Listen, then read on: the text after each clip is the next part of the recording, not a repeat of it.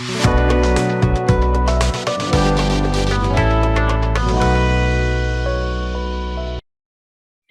good afternoon, everyone. Welcome to another session of the Fashionomics Accelerator Program. Please kindly settle in. We are starting the session now. Good afternoon once again, everyone. My name is Olagujo Molawake. I am a Senior Program Associate with the Creative Economy Practice at CC Hub, and I'm based at the Lagos office. You are welcome to the online Fashionomics Accelerator Program. Today, we'll be covering the topic, corporate governance for SMEs and startups. Kindly note that translations are available in English, French, Portuguese, and Arabic. We request that you look for the round interpretation icon at the bottom of the screen to select your preferred language.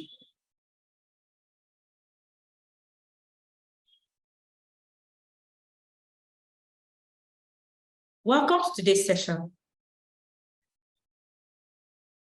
While you wait, please turn on your camera if you can, and share in the chat box what you are looking to get out of today's session. Ground rules. Before we start, here are some ground rules. Switch on your camera if you can. Use the chat box to ask questions. Raise hand if you want to say something. Mute your microphone unless you want to speak. Participate actively. Give space for others to participate. Please ensure that your Zoom name matches your registration name. This is for the purpose of taking attendance. Attendance will be taken anytime during the session. So again, we ask you ensure that your Zoom name matches your registration name so you are not marked absent. Meet our facilitator. Today's facilitator is Ochuko Odekuma. She's a senior manager with PwC Nigeria. Ochuko Odekuma is a lawyer and chartered secretary. She currently works in the Tax and Regulatory Services Unit of PwC Nigeria, where she provides regulatory, tax, and business advisory support to businesses. She's experienced in dispute resolution and has represented clients at the Tax Appeal Tribunal and regular courts on different occasions. She also provides regular support to the Office of the General Counsel of PwC Nigeria. She has worked in the international business reorganization and global entity governance and compliance team of PwC Legal, UK. Without further ado, I present to you Ms. Ochuko Odekuma, who is our facilitator today. Ms. Ochuko Odekuma, we're glad to have you today. Welcome on board.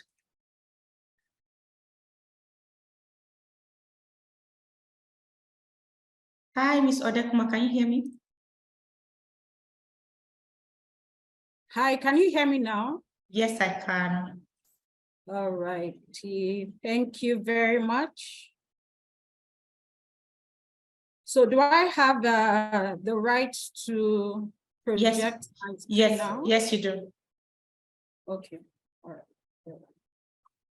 Please, could you confirm you can see my screen? Yes, I can. All right, thank you very much.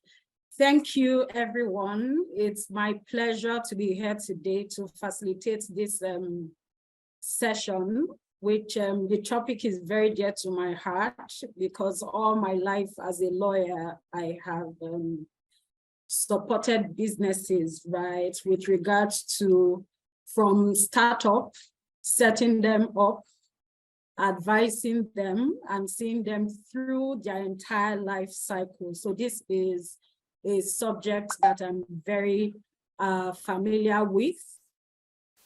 I know that Ms. Olagunju has asked us to drop the expectations that you have for this session. So I will just be going through the comment section to see whether you have dropped any specific messages with regards to what you hope to take out of this training.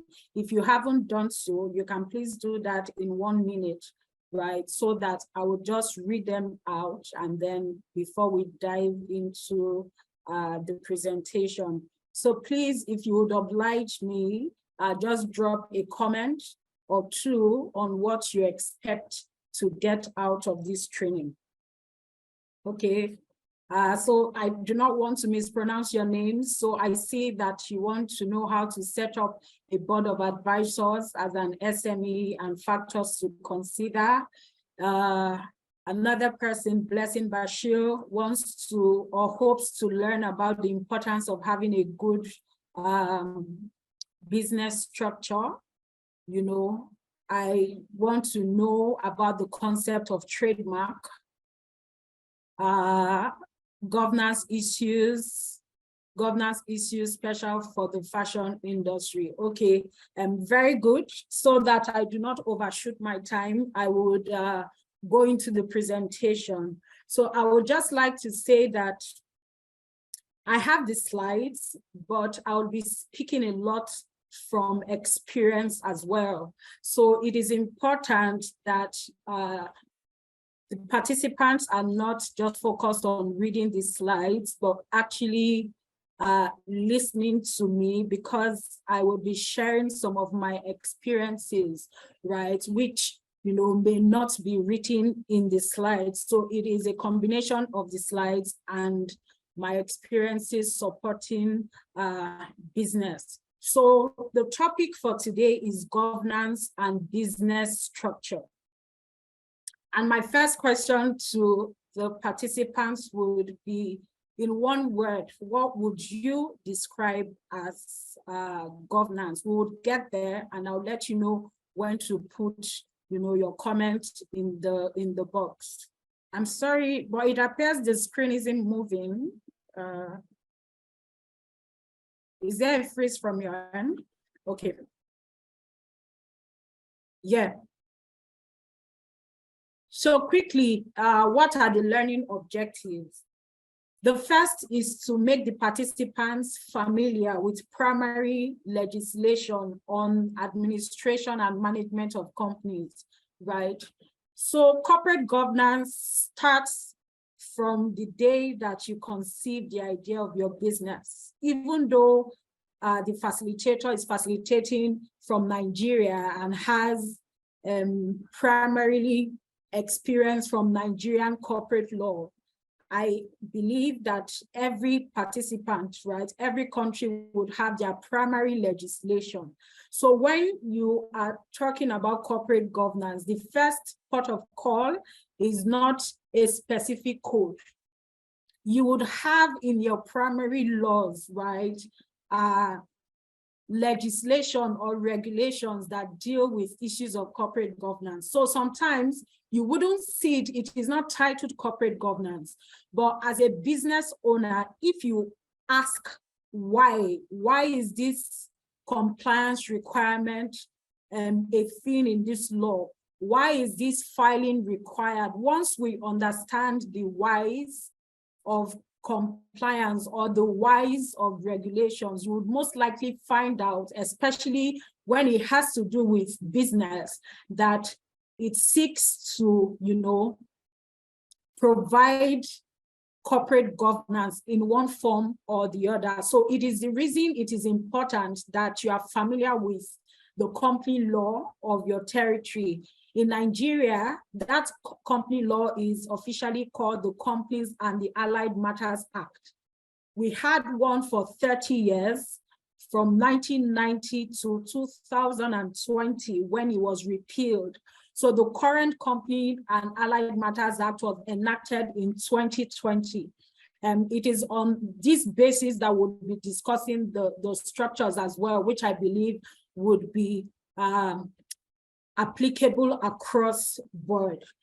Then the next learning objective is for the participants to understand the organs of the company and their respective roles. When you're trying to raise finance, you would see that the potential investors are concerned about who are the founders going to be, or who are the shareholders, and who are the directors, right? Because primarily, the responsibility of running a business is vested on the board of directors. So until 2020, for example, in Nigeria, there was a mandatory requirement that you must have a minimum of 2 directors. With the new law, you can have one director for a company that is wholly owned by Nigerians. So it is important, again, the responsibility for the corporate management is also primarily vested on the directors. It is the directors who would set the tone on how the company would be governed. So it is important that you understand the organs of the companies, their responsibilities, right? So that you do not allocate the powers for the shareholders to the directors and vice versa, right? Because that could trigger internal conflict issues, especially when the business is now structured and then you have minority shareholders who are protected under the law. The third would also, right, be to introduce participants to the concept of corporate governance. When we say corporate governance, it can apply to any form of business, any business structure. So you do not need to become a public company or be a listed company. As long as you want to build a sustainable and a viable business, corporate governance is something that you cannot run away from. So in this presentation, we would bring to light in the areas from ideation to when you want to expand, how corporate governance can be incorporated in the thought process through implementation and scaling. So quickly, the course outline, we'll speak about the updates on CAMA, right? So CAMA, like I said, is the Companies and Allied Matters Act. I will just do a very brief introduction on the changes that it brought about. I'm mindful that there are participants from outside of Nigeria, so I wouldn't spend too much time on that. I just want you to think about the similarities between your local legislation and what it is in Nigeria. We'll then also talk about business vehicles or structures. We'll then delve into the main topic for today, which is corporate governance, right? And as I mentioned earlier, apart from the specific codes, right, there are different provisions in the primary legislation that can be attributed as corporate governance provisions because they tend to, distribute or allocate powers between the different organs, state what one organ can do and what the other cannot do, and just putting, internal structures to mitigate or eliminate friction between the different stakeholders. The main code which we'll be discussing today is the Corporate Governance Code of 2018, and then we'll finally wrap up the session with application of that code to startups, right? So very quickly, until 2020, we had a companies law that was basically fashioned after the UK Companies Act, right? During COVID, the Corporate Affairs Commission, where you typically register businesses, I believe every country would have that, they were shut during the lockdown. So a lot of work that should typically have gone to that commission couldn't go. So people were kind of stranded. Everything was on hold. This did not just hamper businesses, it also, prevented the government from earning revenue. So in the middle of COVID, the Companies and Allied Matters Act got passed. That was in August 2020. And you would see a summary of the main changes. So until then, there must be 2 shareholders to form a company. But now you can form a company with 1 shareholder, and it doesn't matter whether you are Nigerian or not. So a foreigner can set up a company with 1 shareholder. The only difference is if a company is set up by a foreigner who has just one shareholder, you must have at least 2 directors, right? So there are Nigerian companies who can be held by one shareholder and they also have one director. But if it is a foreigner who is one shareholder, that company must have at least 2 directors. Again, until CAMA 2020, we just recognized the companies. We recognize incorporated trustees. Incorporated trustees are the entities you use for social enterprises. They are non-for-profits, right? And then we had the business name. The business name is like the sole proprietorship. But with CAMA 2020, the concept of, limited liability partnership was introduced. When we get into the business structure, we would, talk about that in detail. Then in Nigeria now, you can now sign documents electronically. Before this act, the Corporate Affairs Commission would only accept documents that are signed with wet ink. So you can imagine what the frustration was during COVID. There was the lockdown, movement was restricted, people couldn't get documents signed, right? And the Nigerian regulators would not accept electronic documents. So this law actually came right in time.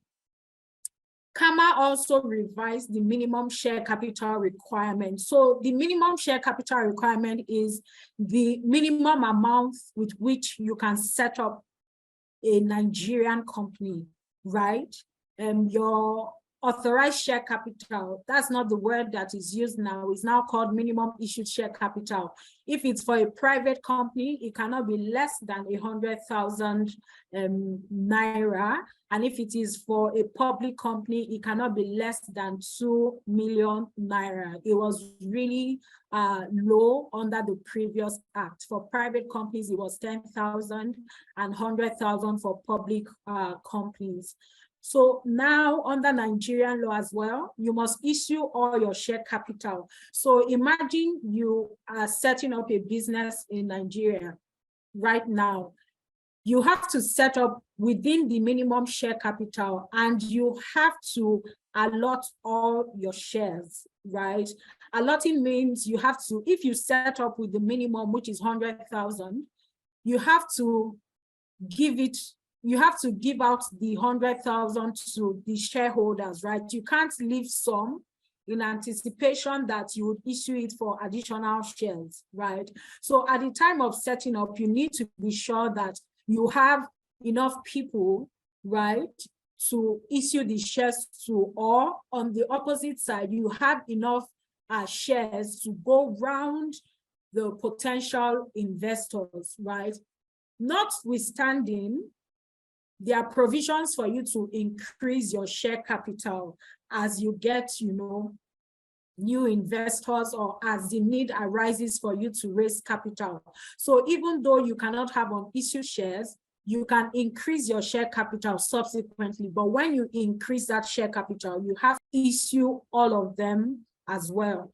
The CAMA 2020 also introduced the concept of persons with significant control and substantial shareholder.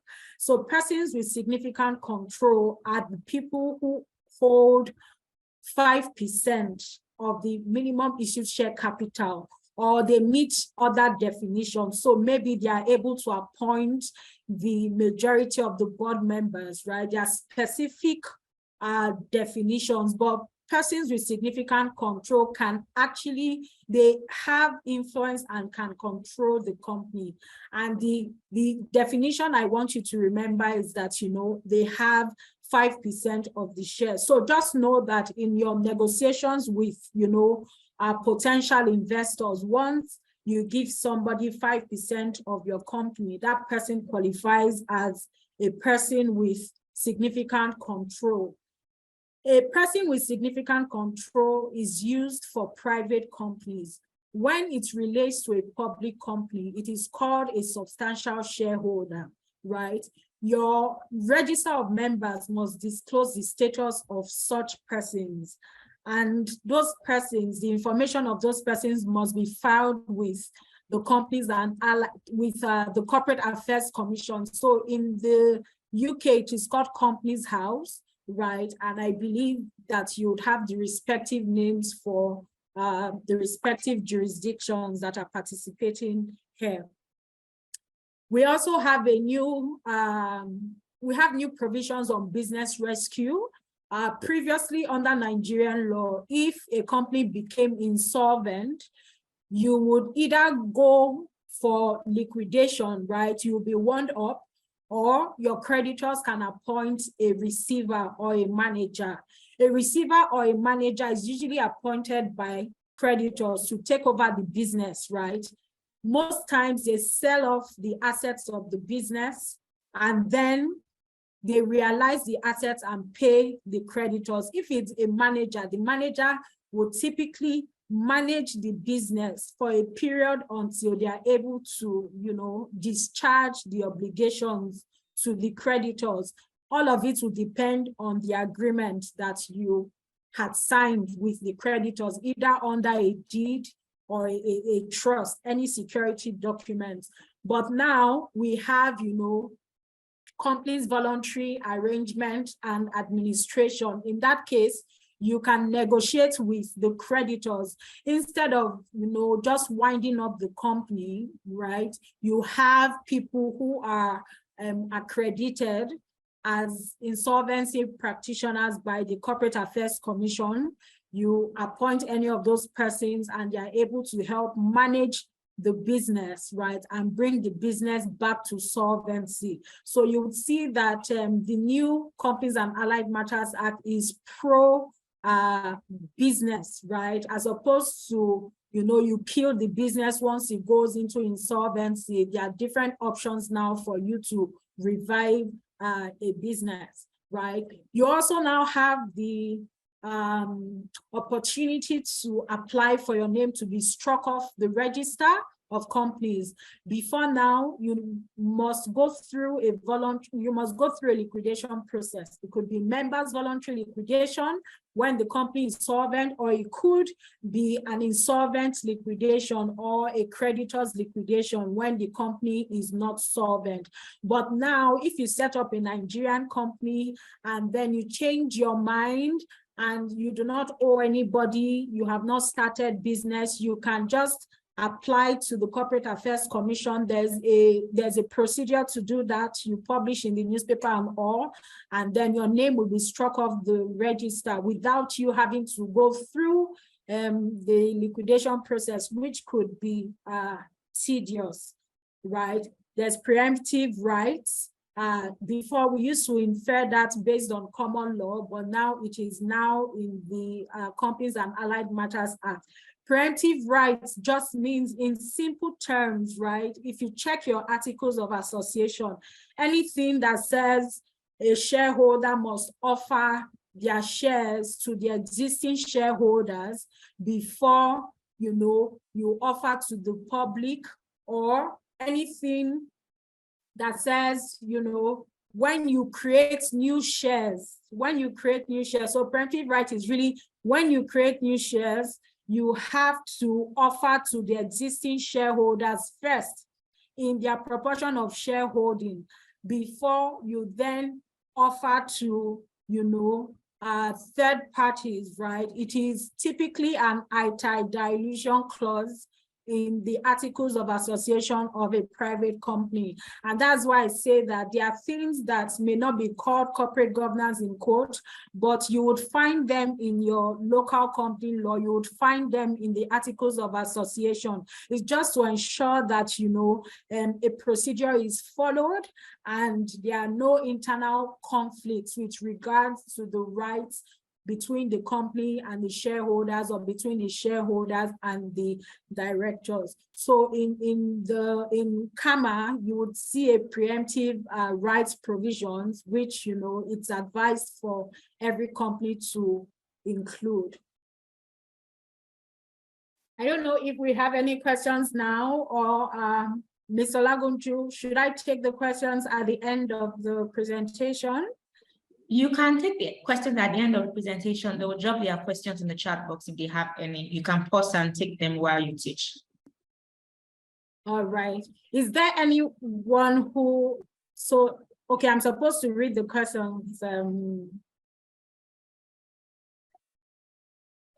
Or is there anyone who can do that for me? Okay, we don't have any question in the chat box right now that I have found, but you can continue with your session. All right, that's fine. So what is in the chat box is interpretation, right? Because I see messages there. Interpret on your behalf, don't worry. All right, thank you very much. So we then proceed to the second section of the presentation, which has to do with business structures. So please, can you just put in the types of business structures that are permitted in your jurisdiction? So if you need to set up a business, what type of legal structure is permitted in your jurisdiction? I wouldn't be going into the legal implication of the different structures because it is outside the scope.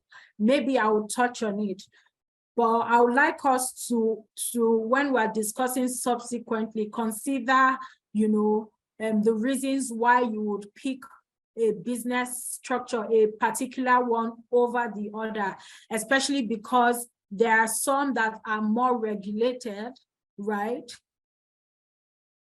Okay, PTY, sole proprietorship partnership, limited liability enterprise in Ghana. Thank you, Juliet. Company PTY Limited. What country is that? South Africa? Limited liability partnership, PYT. Yes, great. Thank you all very much. Thank you. I appreciate your contributions. So proprietorship, partnership, yeah, okay. So from a Nigerian perspective, we have the companies, right? So you have a company. The companies can be private or a public company. If you're a private company, you cannot have more than 50 shareholders, right? If you're a public company, your shareholding, the number of your shareholding is unlimited. For companies, there are different types depending on liability. So you would have a company, whether it's private or public, the liability of the shareholders are limited by shares. Does anyone know the implication of that? If you do, please, you can put it in the chat box, and I have a gift for that person, right? So can you tell me the difference between a company that is limited by shares, limited by guarantee, or unlimited? I will just check the chat box now to see if anyone has an answer. It means if the business fails, the shareholders' liability are limited for limited liability. Olayemi, limited to what? Can you say? Can you type in that? Limited to what? I'm sorry, I can see someone complain about network. Deborah, can you hear me? Yes, that's correct. Olayemi, limited to their investment in the business, right? In the event of a dispute. Okay, any more answers? So Olayemi is correct, but I'll put it in very simple terms, right? When you create a company, an artificial person is formed, a legal person different from yourself. It's a concept in law, right, called separate legal personality. So every time you create a company, that company becomes separate from yourself. And it is important for a lot of things, and also for wealth planning, right? It means that you can differentiate between your private property and the property that is owned by the company. So when a company is limited by shares, it means, for example, if the company fails, the only thing that the creditors can get from the shareholder is any amount that is unpaid on the shares. So it is possible to own shares and those shares are not paid for. So issuing share, if you check your financial statement, there's issued share capital, there's paid up share capital, there's unpaid up share capital. So you can own shares and it is possible you have not paid for those shares. And depending on your local legislation, right, payments can be in cash and it can be in kind. In kind can be that you have provided services to the company and you have valued the services and the service is being exchanged as a consideration for, your shares, consideration for the issuance of shares. That's, you are paying for the shares based on services, but there must be a value when you are paying non-cash consideration. So when a company is limited by shares and the company runs into trouble and the creditors take over that company, right? The only thing the creditors can get from the shareholder is whatever has not been paid on the share price. So you cannot, go after the assets of the shareholder that he holds in his personal or her personal capacity or in another investment. So you cannot say that, oh, the shareholder is a partner in PwC, so the company failed and the company, we have to go over the partner's salary in PwC or, his bank account. No. The only thing you can get from that shareholder is what has not been paid on the share. And if it has been fully paid, then you have nothing, to get from that shareholder. So the liability is limited to their investment, like Olayemi said. Limited by guarantee companies are also non-for-profits. The difference is that here, the members, they are not called shareholders. The members who are forming that company, their specific objects, objects on promotion of commerce, culture, sports, and all of those things, you would usually come under limited by guarantee, especially where the primary objective is not profit making, right? The members will typically sign a guarantee clause to say that if this company fails or goes into liquidation, I guarantee that I would pay a specific amount. So, like in the case of a company limited by shares, it is the amount that they have guaranteed that you can get from the shareholders, right? You cannot go into their private estate to satisfy the debt of the company. And then for unlimited companies, there is no limitation. And that's what happens. That's the primary legal implication distinguishing companies from sole proprietorships, which in Nigeria is called the business name, or, limited partnership. Because in a limited partnership, there are partners who are unlimited. From a Nigerian perspective, you must have some partners whose liabilities are unlimited, right? So it is the partners who are limited, who have, limited liability, that their liabilities are limited, but they don't have a separate legal personality. So you need to understand from a governance perspective, from a compliance perspective, right? A company has a separate legal personality. A limited liability partnership has a separate legal personality. It can do everything that a company can do, right?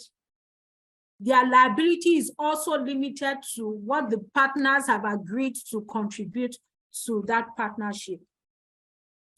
And then we have the business name, which is the sole proprietorship, that you have in the other jurisdictions. In Nigeria, once you have a business name that is trading with a name that is not your true name, you have to register. So if you have a brand name that is different from your true forename and surname, you have to register. But it is just registration. You do not have, the protection that limited liability affords you. And then the incorporated trustee is the other type of organization I mentioned before, which is strictly non-for-profit, right? And then I believe that, the entrepreneurs here are profit-oriented, so we will not delve too much into, regulation of incorporated trustees. I have spent time discussing their differences, because as opposed to just focusing on corporate governance, when you are, inviting potential investors to, negotiate their investment in your company, you have to understand, how powers, how duties and responsibilities are allocated, because there are specific things in shareholders agreements that these potential investors always go for. So even though in the company's setting you'd have the articles of association, those things that you consider important, the defining terms, the deal breakers, you can also have them in a partnership agreement. So there is no limitation, right? Whatever is important in a company would also be important, in the other types of businesses. You just need to identify the relevant documents, right, and how to document these. And it's important, I should state here, that corporate governance can be as simple as, keeping proper documentation, right, of negotiations, of contracts, and of course, of your business operations. So what is governance? Right, can we put in the chat box, what do you think when you hear corporate governance, what comes to mind for you? Please, in the simplest term, please can you drop your messages? When you hear corporate governance, what comes to mind? When you heard that you were going to have this session on corporate governance, what were you thinking? Business laws, laws and regulations, structural rules, processes, yes, corporate company management, fantastic. Everything that you have typed in is correct. So for corporate governance, you would hear buzzwords. So I'm sorry, I'm having difficulties moving this. Can you still hear me? Yes, I can. All right, thank you. So you'll see my screen, you'll see when you hear corporate governance, internal control, policy, transparency, sustainability, compliance, all kinds of things come to mind. I want us to define corporate governance in our own words. You don't need to put it in the chat box, but think about the business that you run and think about your definition of corporate governance, because when we come to the application of corporate governance rules to, startups, right, or to the Nigerian Code of Corporate Governance, that code says you should apply and explain. So there are principles in that code. When you adopt a principle, you have to explain how it achieves the objective of the code.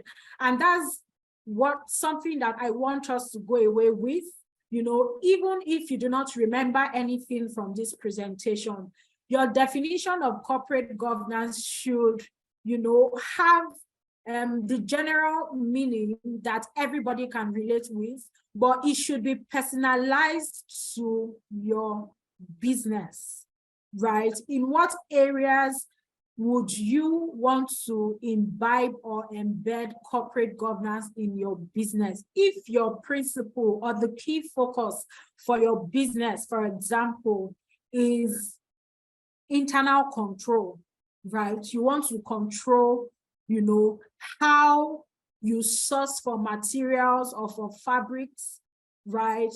How they are processed, your value chain. How do you, ensure that there are processes to eliminate fraud, to discover fraud, to mitigate the incidence of fraud and stuff, right? So corporate governance, if I was speaking to accountants, there are things that I would focus on, because in addition to the broad corporate governance rules, there are specific corporate governance or specific requirements for people that, their practices are regulated. So accounting is regulated by the Financial Reporting Council of Nigeria. If you were for bankers, they are regulated by the Central Bank of Nigeria. If you are a capital market operator, you are regulated by the Securities and Exchange Commission. So corporate governance they are fundamentals, right? But you have to get to a place where it means something to your business because of the type of business you are running, because of the objective, right? Your vision, your mission, right? Corporate governance should be personalized to you. So we're not going to cram, what is corporate governance? We will just understand the different, so I selected some definitions that I found interesting and very insightful, and you need to go through the thought process of asking, how does this apply to me in my business? So the first definition from the OECD report, from 2015 here is effective corporate governance, typically comprises of elements of legislation. So we will talk about the corporate governance code. Legislation is usually enacted by government, that is always the primary law. Regulation, in legal terms, they call it subsidiary legislation because the National Assembly or the legislature passes the primary legislation, an act or a law. Then they would give powers to a regulator. That regulator, a lot of the times or all the times, they have incidental powers to issue guidelines, to issue circulars, to issue regulations. So I want us to leave this training knowing that you would have bits and pieces of corporate governance requirements scattered in different places and not necessarily in one document. So it is important that as a business, as you grow, you have, a regulatory mapping where you can see on a dashboard the legislation that applies to your business, right? You get to the point where you have a dashboard, you can tell, these are my regulators, these are my compliance obligations, right? And these are the things that I need to ensure are in place. So an excellent corporate governance code for your business is the one that comprises, issues that are mandatory under regulation, and then self-regulatory arrangements and voluntary commitments. And that's what I have been talking about. You have to determine that, I need extra or I do not need extra. And instead of reacting to issues that are arising, you would be proactive. The mistake the world has made is that a lot of these codes arose because there was a failure, something happened, and then the legislators had to fix that issue, and then they come up with a code. But if you understand the business terrain, you understand your value chain, with time, with practice, you understand the issues that come up, you can take the additional step of self-regulating, right? And also making voluntary commitments to say that, oh, I want to include this in my process. So this says effective corporate governance typically comprises elements of legislation, regulation, self-regulatory arrangements, voluntary commitments, and business practices that are a result of a country's specific circumstances, history, and tradition. And this just reemphasizes the point I just made. A lot of the corporate governance policies were a reaction to things that have happened. The Nigerian Code of Corporate Governance in the introduction also stated that corporate governance is a key driver to corporate accountability and business prosperity. A company or a business where anything goes cannot prosper. It is only a matter of time you will stop being a going concern, meaning you would run into insolvency or run into problems. We have a corporate governance may be defined as a process by which organizations are directed and controlled with a view of increasing shareholders' value and meeting the expectations of other stakeholders, right? I need us to also understand that, there are several theories of corporate governance, but there's one that I want to focus on. Historically, the responsibilities, the duty of managing a business was usually on the directors, from a company perspective.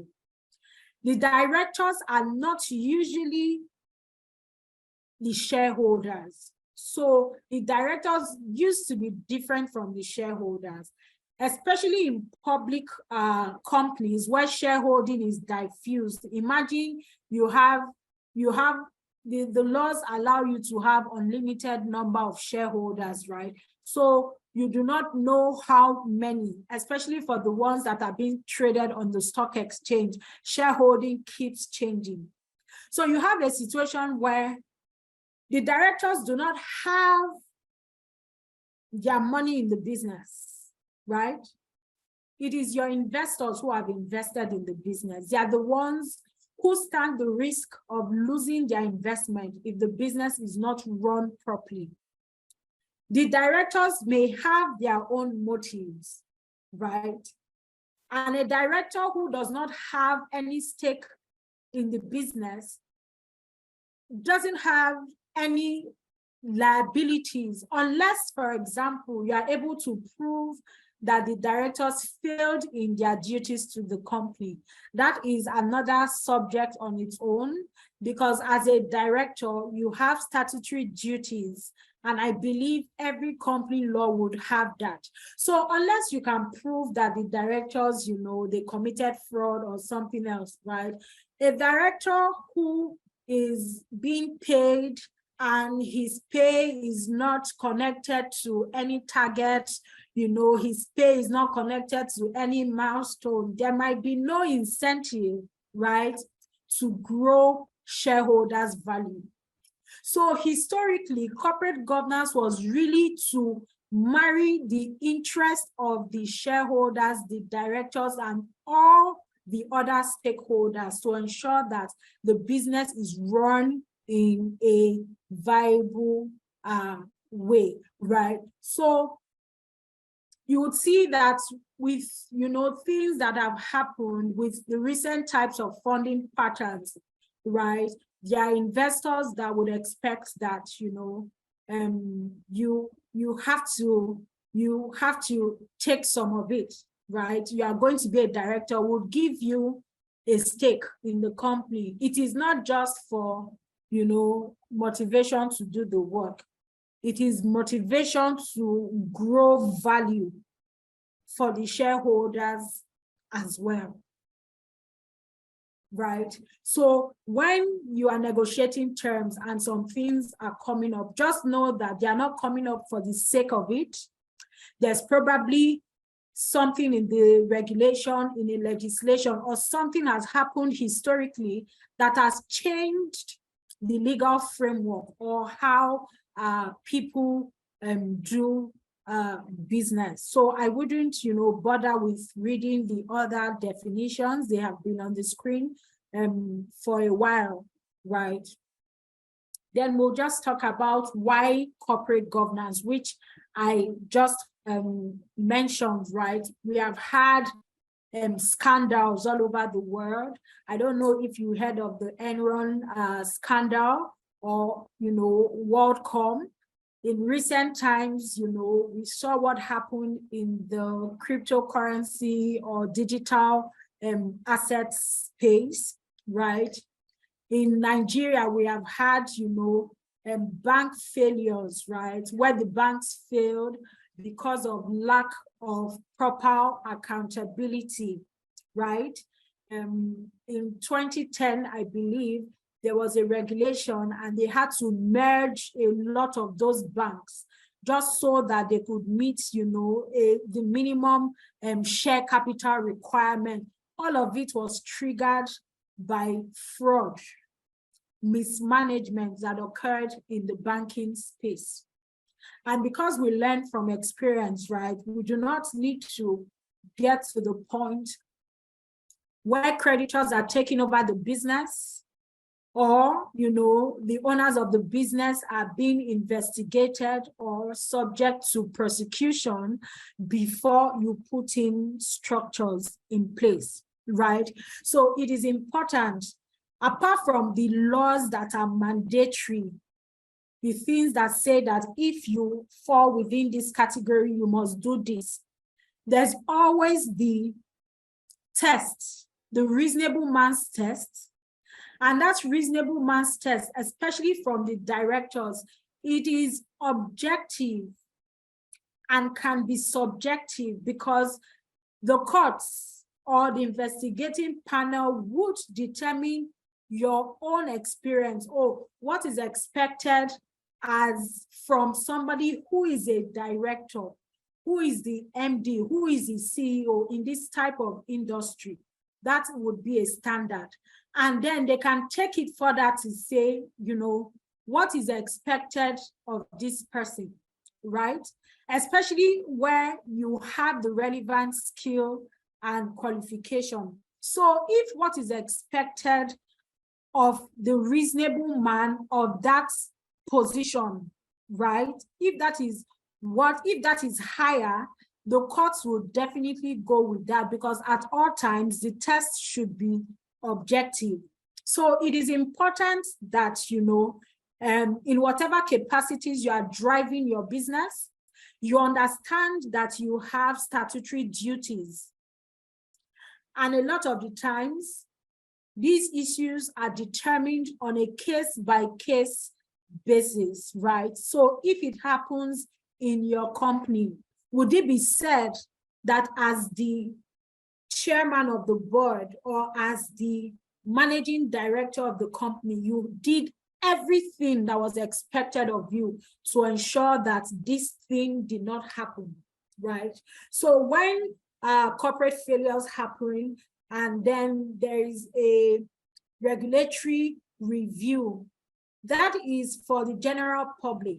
There's also usually consequences for the directors who are culpable. Because like I said, in company law, the directors are seen as the brains and the minds of the business. So in understanding the concept of corporate governance, you have to understand that as a director, right, in your business, or the managing partner, or the sole proprietor, right, the decisions majorly rest on you. The responsibility to develop the corporate governance practices and principles, they rest on the directors. So the other stakeholders are relying on the directors to steer the company or the business in the right, in the right direction. Again, based on what is required of you as from legislation, your legal framework, and also based on the review of your business model, the review of your delivery model, the review of everything that you know would constitute the operations in the company. Mr. Lagunju, how much more time do I have? You have about 10 minutes for the session to be over before we take questions. So let's say 15 minutes approximately. All right, so I'll just move very quickly. We already talked about the overview, right? So why corporate governance? Ethical culture, good performance and business growth, effective internal control, public trust, right? A company that has a lot of their procedures, you know, covered would most likely attract capital than a company that has nothing. So if we ask in PwC where I work, you know, we cannot just take on work from anybody who comes to PwC. You need to go through a risk management process, right, to comply with anti-money laundering laws. So we need to be sure that the person we are working with is not involved in financing of terrorism. We need to be sure that it is not laundering of, you know, proceeds of crimes, right? These are things that you would not find in the corporate governance code that we'll be talking about, but they are there, right? You have an obligation. So there are people for designated non-financial institutions and where PwC falls. There are compliance obligations that you must satisfy before you take on, you know, a customer. And that's what the banks and we all generally know as KYC, right? KYC is not being done for the sake of KYC. There is regulation that mandates that KYC is done. And that's why I say that the implication of corporate governance would vary depending on your industry, right? For financial services and stuff, it would be more stringent, but there's nothing stopping you from designing something bespoke to take account of the mandatory provisions of the law and to also ensure that it meets your business objectives, it promotes your vision for the business, right? And what you have, you know, promised your customers, right? The services, the products. You need to have corporate governance could be as little as, oh, do I have the capacity to deliver on this project, right? There are things that come to PwC and we look at it, oh, we don't have the license to provide this. If you come to us, for example, asking for advice on a US matter, we will most likely say, oh, we can connect you to the US firm. But a Nigerian lawyer cannot be advising you on, you know, matters that relate to your investment in the US. And I just need us to apply it to our businesses. How would it work for me? Because if you take on an order for 100 people for a wedding, when you know that you only have capacity to deliver 20, it would be an issue, right? It would affect your integrity. And what did we say corporate governance is? It can be as little as, you know, delivering on your promise and putting processes in place that ensure that what you have said you will deliver. If you say, if your business objective is to deliver within 10 days, 10 working days, you ensure that there are processes in place. So corporate governance can be in paper, but it must be practical and it must be applicable to your service line. And corporate governance can never stifle a business. If it is done properly, it would only be efficient, right? And help you grow a viable business. Because the audience is not strictly Nigerian, I will not waste time here, but you would see that we have been on this journey for a while, right? Until 2018, when the Code of Corporate Governance was issued, we had different regulators, issuing codes of corporate governance. And it was really tedious because you would then need to know what it is under the general law and also need to check in your industry regulated corporate governance codes. So we had for NICOM regulates insurance companies. We had for PENCOM regulates, the pension funds, administrators and custodians. We had, for SEC for public companies generally. But in 2018, the Financial Reporting Council of Nigeria, right, reviewed all of these codes and issued one code of corporate governance, which was, then became effective in 2019. It was signed by the minister at the time in 2019. Before we get into the details of that code, you will just see like this is like your stakeholder mapping, the people who should be in your mind when you are designing a corporate governance code, right? The government, your regulators, the board, right? Your employees, your customers, or your clients as it applies, right? You have to put these people or map them, in such a way that you have them in mind. They are not an afterthought, right? So that you have a robust, a complete document, right? And your corporate governance code can be a living document, meaning you can keep updating to be proactive.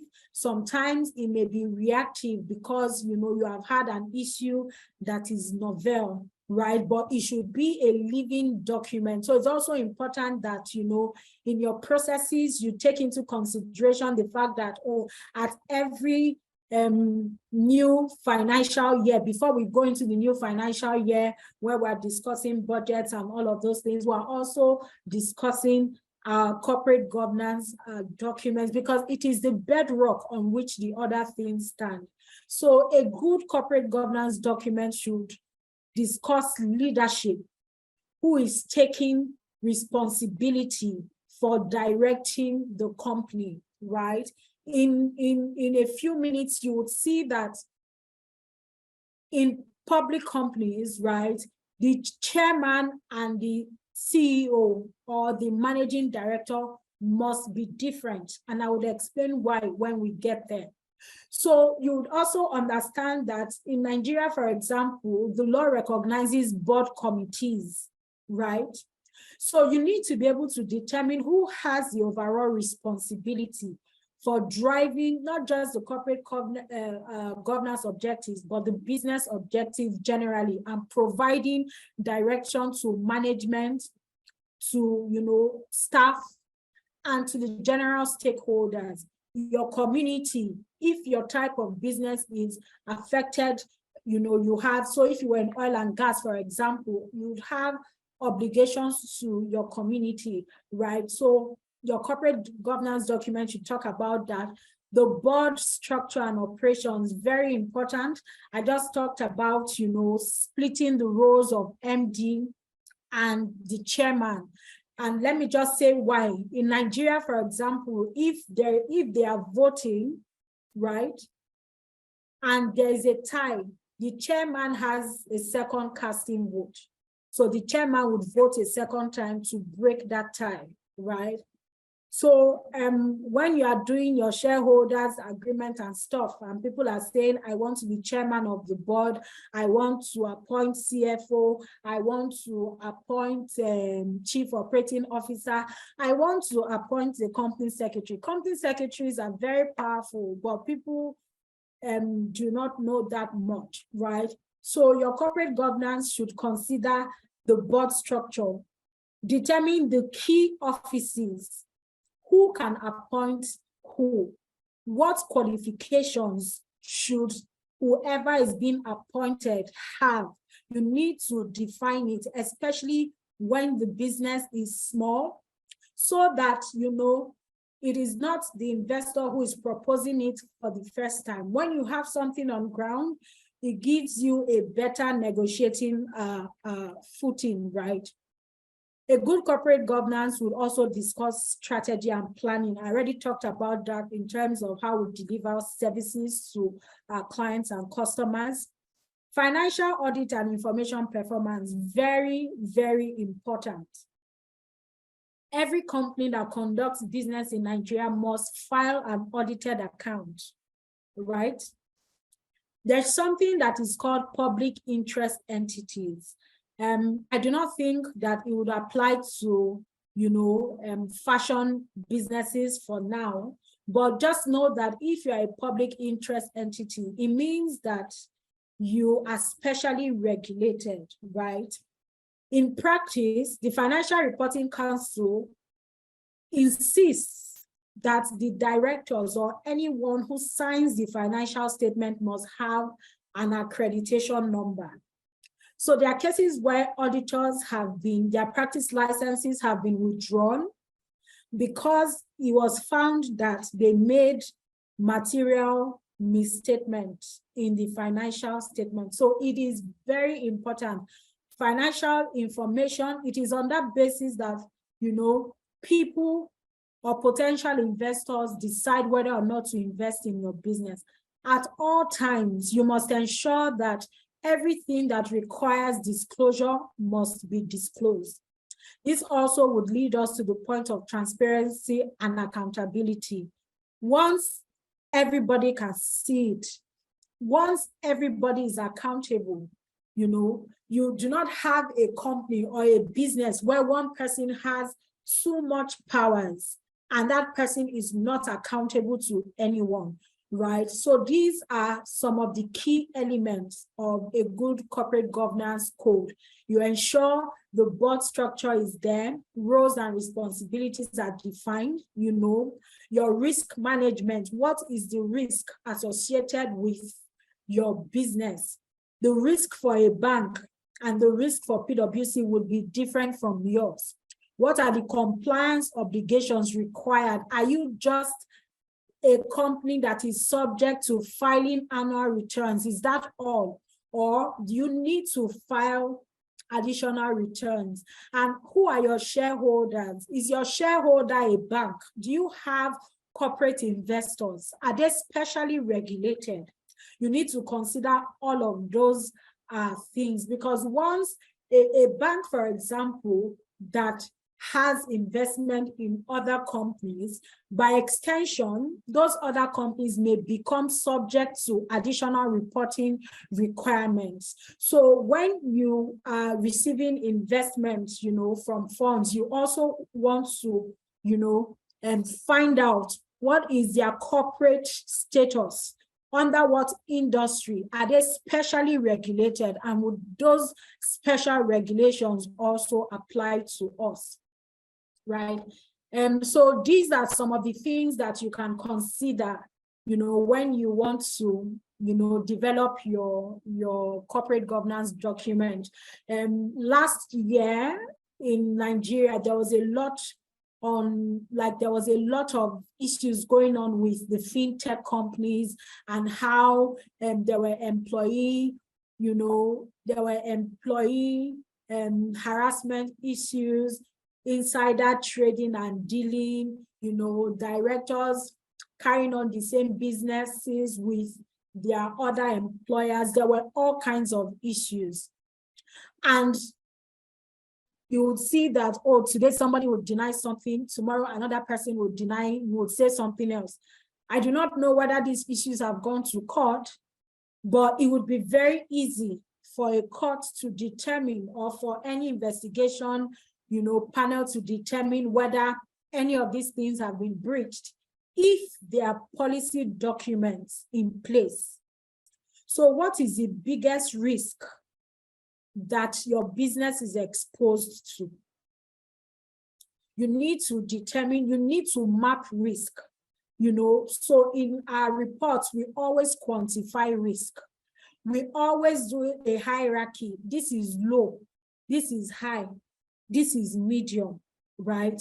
And I think you should start with the high ones and then add more as your business changes, as it adapts, and as it expands, right? So these are the general heads that you can, and like I said, you don't have to wait till you have a corporate governance policy. In your shareholders agreement, you can start introducing things like this. In your articles of association, you can start introducing things like this. The only challenge with those documents is, you know, you need a threshold of a particular percentage depending on your law. So to amend an article in Nigeria, you need 75% of the shareholders voting. So they are not, the shareholders agreement or articles of association, they are not very flexible documents, right? So until you have a code, you can also document in other places. So consider that the shareholders agreement, articles of association, they have to be amended based on authorization by the people who signed them. So if you still have a small business and do not want to go through that rigorous process or trying to convince people, if you still have like a lot of control over how you are building your business, you should, you know, separate your what is it called, your corporate governance document from these constitutional documents, because you can't just wake up, unless you are the sole shareholder and director, you cannot just wake up and say that, oh, I want to amend the documents. But if you need to, and this is what the training is about, encourage to imbibe these practices, you need to have, you know, consider, rate your risk, you know, quantify the possibility of it crystallizing, and then start with the ones which are high, you know, before you now delve to the other ones. So I won't waste time on this.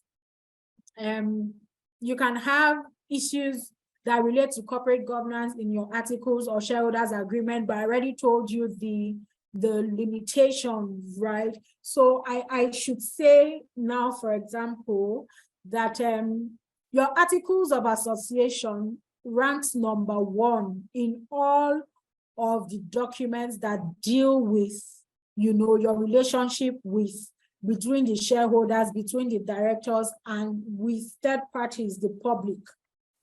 Anything you are absolutely sure of, right? And you want to override any other document, you are sure of it, right? Especially if it has to do with internal controls, you can add in your articles of association, because there have been arguments to say that, especially where your corporate governance documentation does not state that it is binding, right? It can just be, there are documents that are just advisory. Oh, this is what is advised, but can it be enforced, right? Do you have a situation where in your employment policy, in your contract of employment, your employees, you have incorporated the corporate governance as part of their employment contract? So they say that they are bound by the terms of the corporate governance, right? So that all those things can be incorporated into their contract. So their contract, their engagement contract is not just, oh, you would work Monday to Friday from 9 to 5 p.m. and you'll be paid a particular salary. Once you incorporate the code of corporate governance, right, or have a process where they append to it and say that they agree with it, you are then able to incorporate those terms into their employment contracts so that you can leave it as broad as possible. Personally, I would prefer that pattern than, you know, putting issues of corporate governance in the articles of association, because God forbid that you have shareholders who do not agree, you may never be able to amend, maybe until you go to court, you go and do a formal dispute, resolution. So there are different ways depending on your company, the size, depending on the risk, right? There are different ways of incorporating the enforceability of corporate governance and making it part of your day-to-day, process or management, such that if it is breached, it can be enforced against the companies. And I say this because this audience does not fall within the people who must comply with the Nigerian code.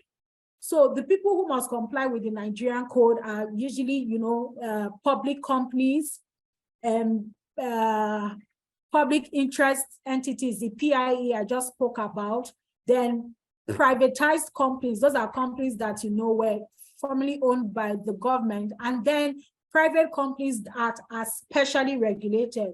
The fashion industry is not specially regulated, so you would say that, oh, it is not compulsory for me. But for your business, it is possible that it is mandatory that you incorporate some of these things in your own corporate documents and also make it advisory and enforceable. So you know what is an advice, you know what can be enforced in case of a breach.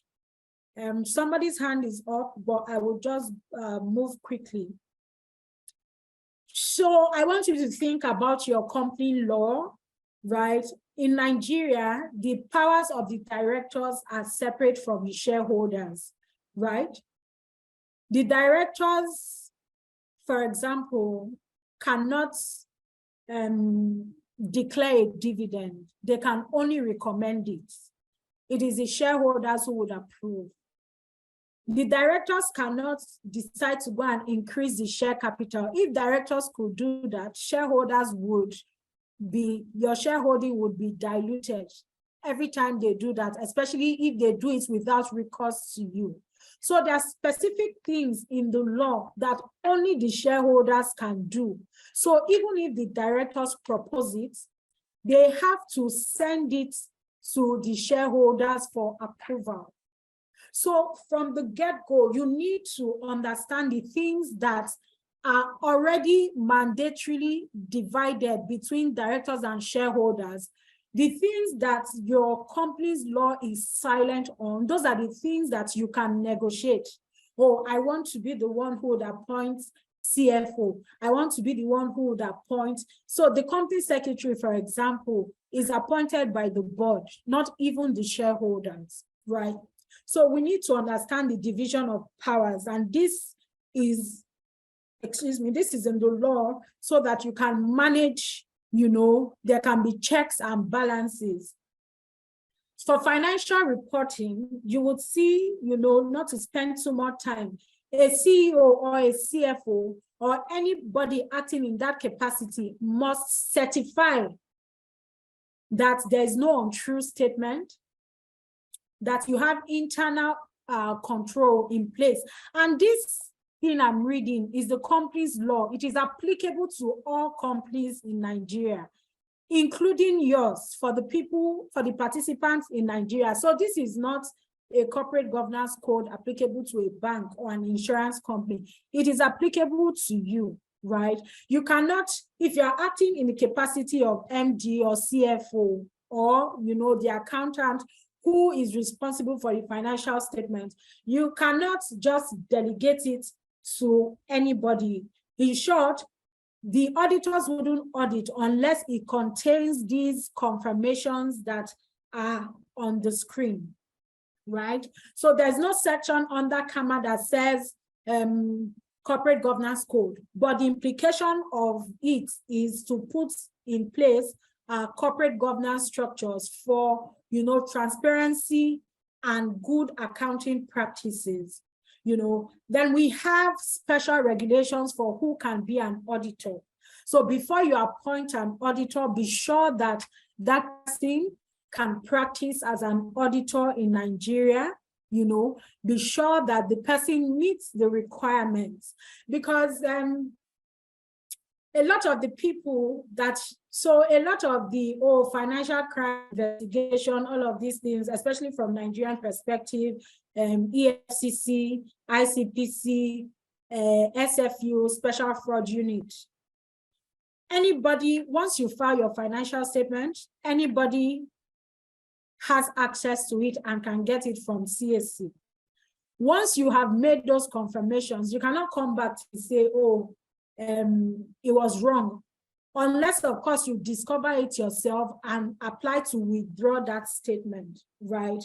So it is also the reason why an auditor must be independent, right? Independent meaning there's no condition that exists that would, impair their judgment in doing their work. There are also requirements for special approvals, right? There are a lot. I just picked this one. If you are going to sell off your business like an asset, you need that transaction to be approved. So as long as you do not run, you are not the sole shareholder or the sole director, you must decide the voting threshold. Is it ordinary resolution? Is it special resolution? Special resolution is a higher threshold. And there are things in CAMA, the only way you can make a decision is that you do that by special resolution. And anything that is not expressly stated to be done by special resolution is automatically done by ordinary resolution, which is a simple majority of the people who are voting. So I want you to relate it to the corporate governance practices. What do we need an approval for? Can somebody, because he's the CEO, just decide, oh, I'm going to get a loan from the bank? I don't need any limits. Whatever I think it is, in whatever currency, whatever interest rate, I can get it without any internal process that, that ensures that that thing passes through the relevant persons for authorization. Then we have the separation of roles. I already talked about it. The role of the chairman and the director, right? And then multiple directorship in public companies, right? Maybe not applicable to you, but you can't be a director in more than 5 companies, because doing the work of director in public companies is not easy. So they have already put a cap to ensure that you are efficient, right? And there are other things. It can be also managing insider information. Like I said, outside of this training, there's director's duties. You can't take information from one company where you're a director and go and use it in another company. So part of good corporate governance is also knowing what your obligations are, as your duties are as a director. So the Nigerian Code of Corporate Governance, right? Like I mentioned, it applies to all public companies, whether or not you are listed. Listed means that your shares are listed on a stock exchange. So they are available, for purchase by the public. So you can be a public company without listing. So if you're a public company without listing, you will still have your more than 50, just that your shares are not available on a stock exchange. And private companies that are shareholders, or hold, I don't know if you understand the whole cost structure, but it's like a parent who owns another company. So if those companies are regulated, like I said, if you are receiving monies from entities that are regulated, you may need to consider whether or not the code applies to you. Then concessioned or privatized companies, and then regulated private companies. An example of regulated private companies are funds. These venture capital funds, right, they are regulated by SEC. So even if they are private, they are regulated. So very quickly, the approach under the Nigerian philosophy is, there are principles. When you pick the principle, you have to, if you are required to prepare a corporate governance report, their companies, these companies, they are meant to prepare the corporate governance reports alongside their annual returns. So you would have heard of annual general meeting. In preparation of that meeting, there are a lot of activities and documentation that, have to be prepared. When you pick a principle, you need to explain, you need to apply it and explain how it achieves your objectives, right? And this is done to prevent I'm ticking the boxes.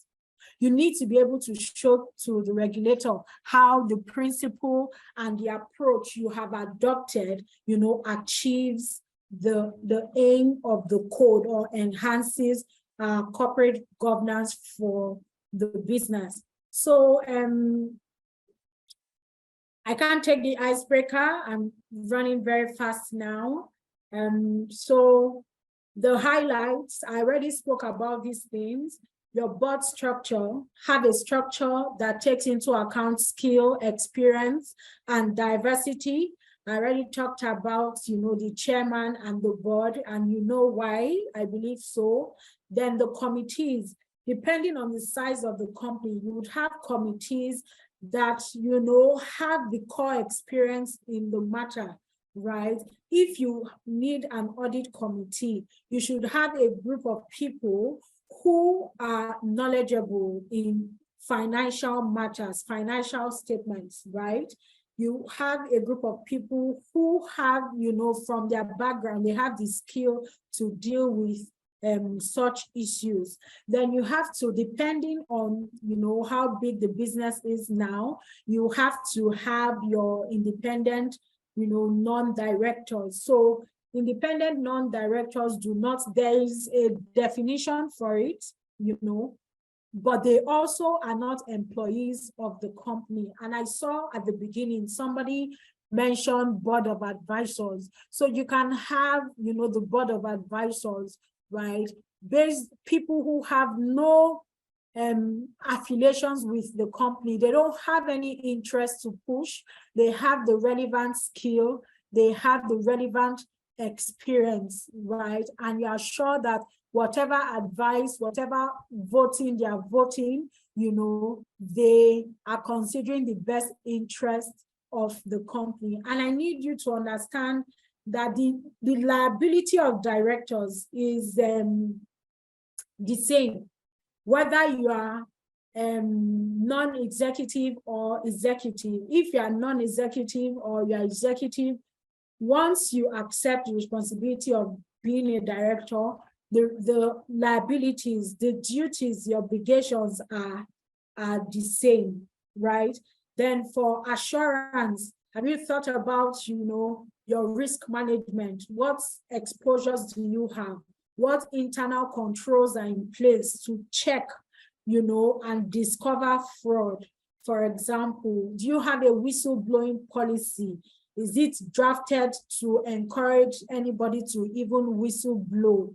A lot of these documents have to be professionally drafted to get the benefits from them. And then the shareholders, right? These are the key parts of the corporate governance code.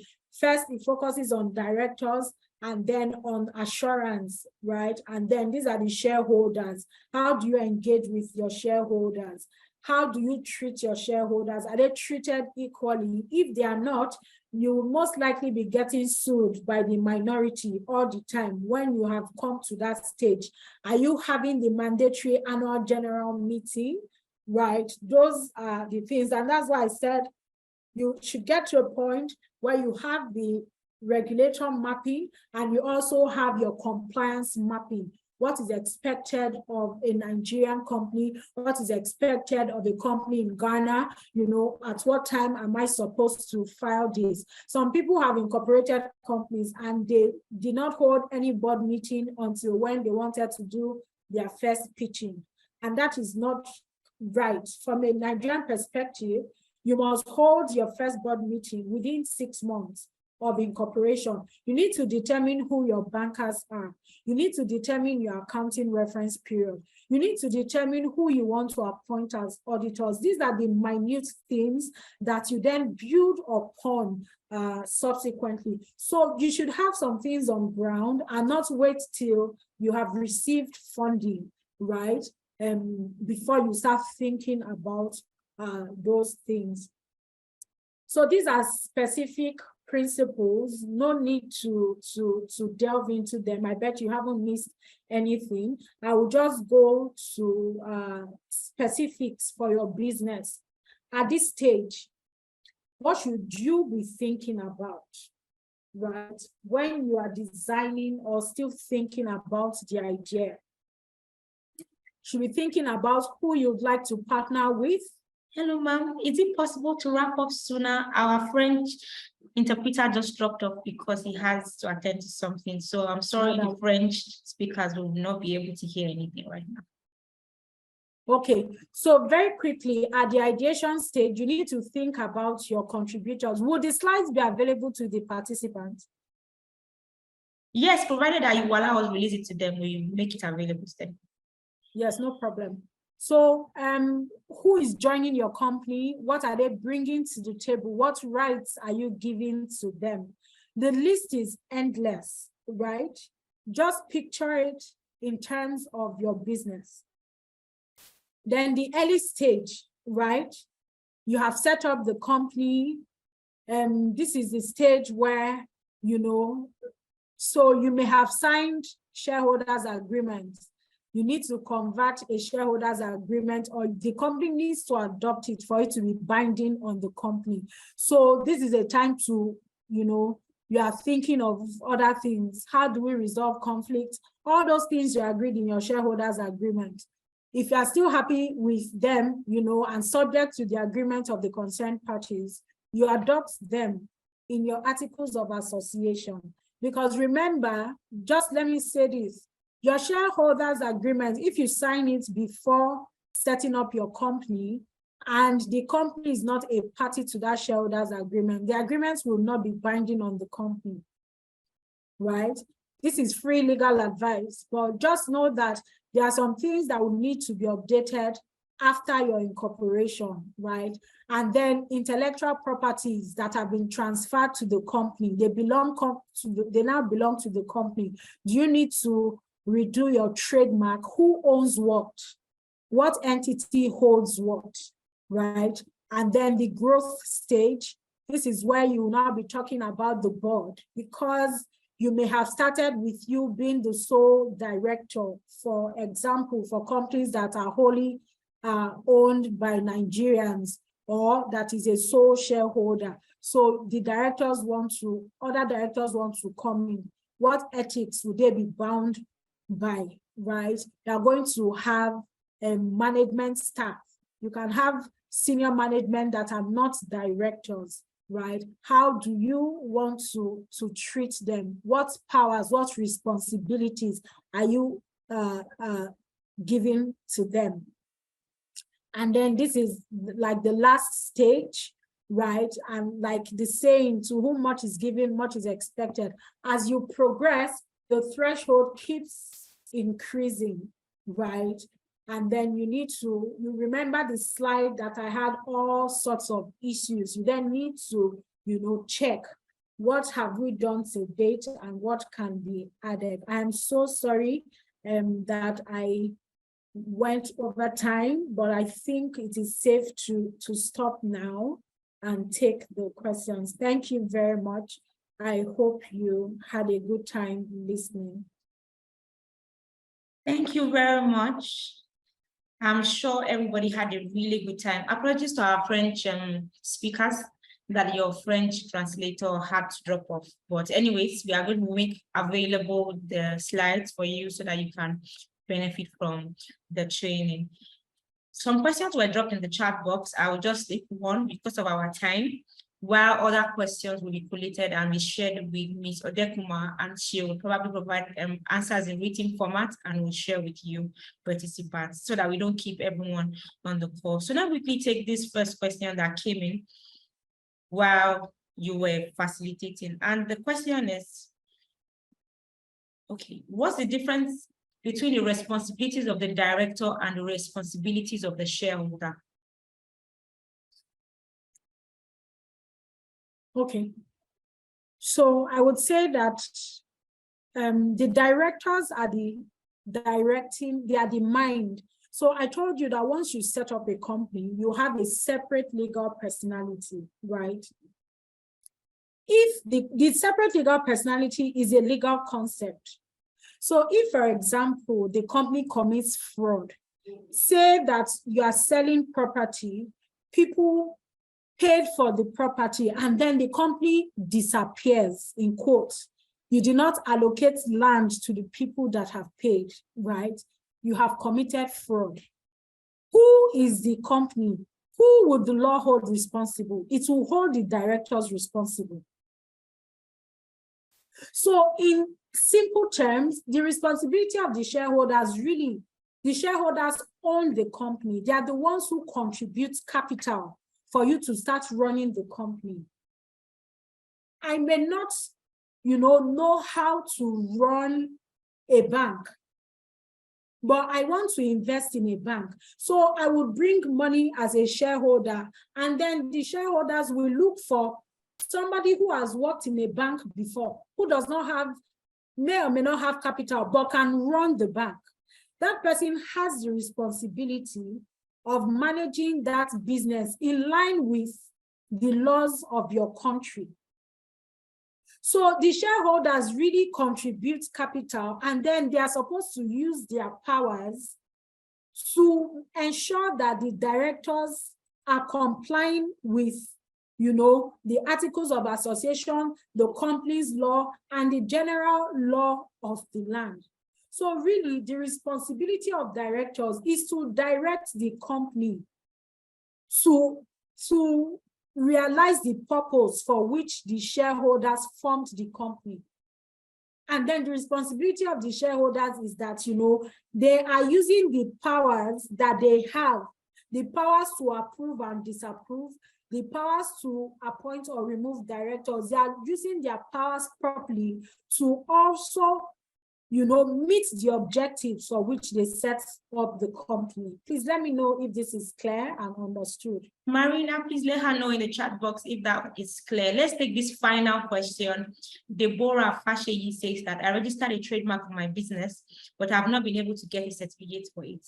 The lawyer told me the agency is requesting a ridiculous amount as a settlement to proceed with the process. It's been over a year. I haven't heard any news as what the progress is. I don't know what to do. As the lawyer said, the only way to progress is to pay the guys what they're asking for. I already paid the actual amount of filing. What do I do? Okay, so Deborah, number one, you can only register a trademark through a registered trademark agent. So you need to find a way to confirm whether the person you use is a registered trademark agent, because there are a lot of touts, and that was why it became compulsory for people to register through their registered agent. Secondly, right, every trademark that is filed, if he said he filed it, he must have an acceptance. The acceptance is the evidence that the trademark registry has an acknowledgement, has received your application. This is important because, the trademark registry does the publications periodically. It takes time. But with your acceptance, you can start, asserting some rights of ownership of that trademark. So if, for example, somebody is using your trademark and you need to show that this is your registered trademark, pending when you get the certificate of registration, that acceptance, right, is some sort of evidence that, oh, you were the first person to submit this thing for trademark registration. So you need to confirm, whether or not the this person is actually, because if he is, he would have an accreditation number. You need to confirm, right? Secondly, I need you to understand that, you know, lawyers are subject to, I don't know if you are using a lawyer or you are using somebody who is not a lawyer. But if you feel like the lawyer is playing games, the lawyers have a legal disciplinary committee that they can be reported to. So you need to understand what is happening with this person, and that would, you know, then that would help you make up your mind on what you want to do. I need to say here that, you know, PwC is a registered trademark agent. So maybe with the help of Ms. Olagunju, you can have a discussion on who to speak with, you know, after this session. Thank you very much, Ms. Odekuma. What an insightful session. And I know that the participant really gained quite a lot. If you have learned one or two things in the course of the session, please just drop your message in the chat box and we are more than happy to read through. Although we are pressed for time now, if you have any question, if you ask a question in the course of the session and they were not answered, please kindly send them to Fashionomics Help Desk at cchub.africa and we'll collect the questions and make sure that we get responses and send them across to you. Please ensure that you do that before the end of today or latest by tomorrow morning. Thank you once again. If you are not on the WhatsApp group, we have shared the WhatsApp group link in the chat box. Please just click on that link to join the WhatsApp group. That's where we use for basic communication and for day-to-day information that will pass across. Thank you for joining this session. We'll catch again in the WhatsApp group. Okay, Deborah Fashe, you said I should say it again. What would you like me to say again? Please send that in the chat box so I can recap before we end. We are ending the session in the next 1 minute.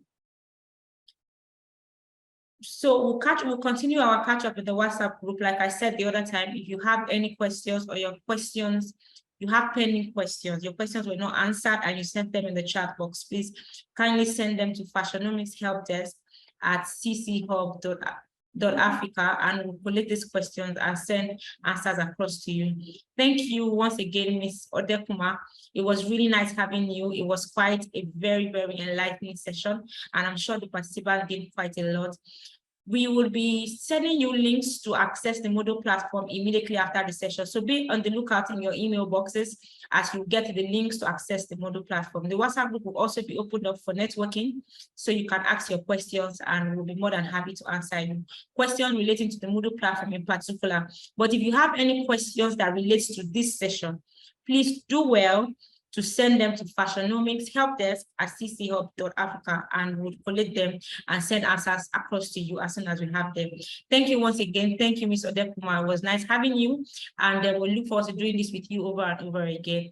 So on this, we'll call it a day. So see you guys on Thursday again when we come together for another session.